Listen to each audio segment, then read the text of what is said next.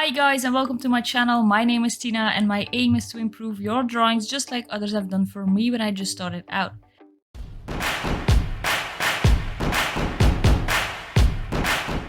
So today I'm doing the last tutorial on the different colors of fur in pastel series. I was really looking forward to this one since we are doing some multicolored fur. And as it happens, I have a Bernese mountain dog at home and she was quite happy to serve as my model. First things first, we start by blocking in the darkest color for our underlayer. In this case, that's black, and I know some people swear by not using black, but I don't see the issue with using it as our base color here. Whichever color you still need in there, with pastel it's no problem to layer that on top.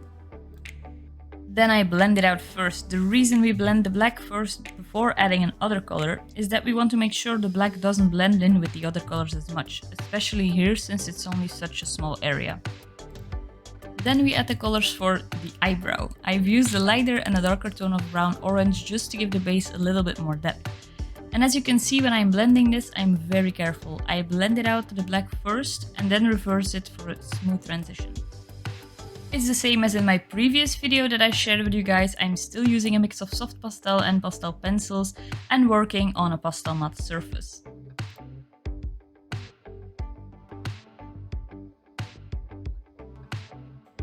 For the white area, I am blocking that in with a very light grey. We want to put in a light underlayer which will show depth when we later go in with our pencils. Since this is referring to the head of my dog and then in particular the area above the eye and the middle of the head, I put in some warm ivory color in that white to help form the fold. Then again we blend this out carefully around the edges here, don't go too far. It's also very helpful to put your tool to the side and pull from the white out onto the black to illustrate the shapes of fur already. If you don't have this tool or any other and you're just blending with your finger, no worries, just get a cotton tip and this will work just fine. And that's it for your underlayer. This is what I love about pastel, it is such a quick medium. Now I know I'm just showing these colors for the multicolor piece, but whenever you have to mix 3 colors like this, remember to work from your darkest color to your lightest and be careful with the blending and it will come out great. On to the details now. I am going to be working left to right now to make sure none of the black contaminates my white. I first start by adding in some strokes on the black fur surrounding the white. I use a grey color for this as it brings those two colors together smoothly. Okay, so I'm going to share a tip with you that I got from Patricia Otero when attending her workshop. If you don't know who she is, look her up. I refer to her as the pastel queen, so that says something, right? On to the tip now. Use a saturated color to transition between a light and a dark area. In this case, we use a light blue to transition the white into the black. This makes your piece look much more realistic.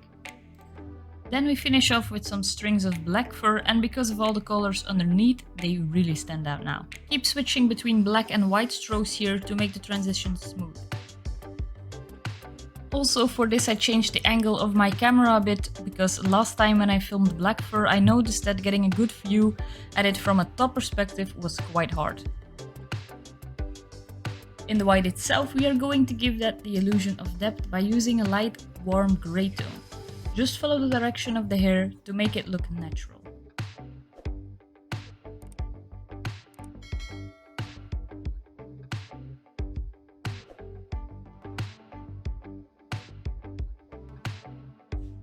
Then on the right side I added some more of the white, blue, black and grey strokes until I was happy with the transition into the black.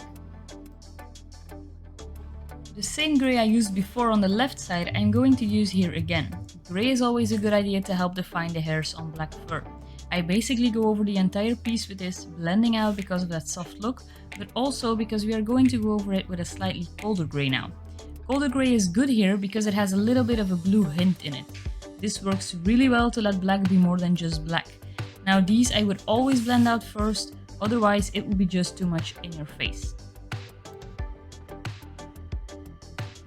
For the orange part, I fill this up with 2 darker shades just to make it more vivid.